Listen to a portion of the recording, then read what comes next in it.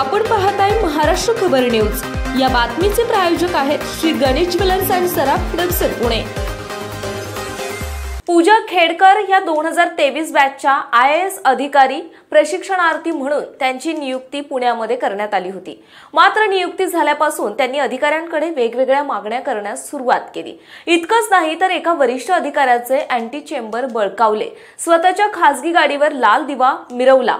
वरिष्ठ अधिकाऱ्यांनी सांगूनही पाहिलं, मात्र तरीही वर्तणुकीमध्ये बदल झाला नाही। अखेर पुण्याचे जिल्हाधिकारी सुहास दिवसे यांनी मुख्य अप्पर सचिवांकडे पत्र लिहित तक्रार केली आहे आणि त्यानंतर प्रशिक्षणार्थी असलेल्या पूजा खेडकर यांची उचलबांगडी करण्यात आली आहे। पूजा खेडकर यांची वाशिम जिल्ह्यामध्ये बदली करण्यात आली आहे। पूजा खेडकर 3 जून रोजी पुणे जिल्ह्यामध्ये परिवीक्षाधीन सहाय्यक अधिकारी म्हणून रुजू झाल्या।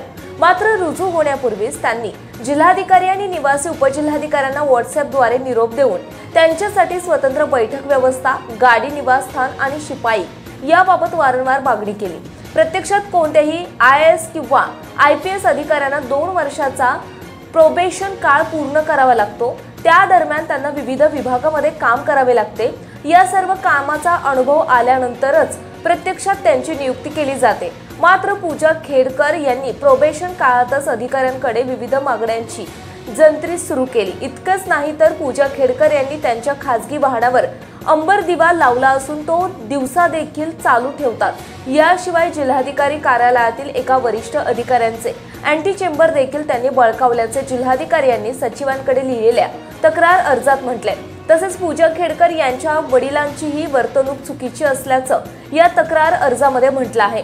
याबाबतचे काही व्हॉट्सअप चॅट देखील त्यांनी यासोबत जोडले आहेत। अखेर या संपूर्ण प्रकरणाची गंभीर दखल घेत परिवीक्षाधीन सहाय्यक जिल्हाधिकारी म्हणून रुजू झालेल्या पूजा खेडकर यांची उचलबांगडी करण्यात आली आहे। आपण पाहताय महाराष्ट्र खबर न्यूज। या बातमीचे प्रायोजक आहेत श्री गणेश ज्वेलर्स अँड सराफ दक्षिण पुणे।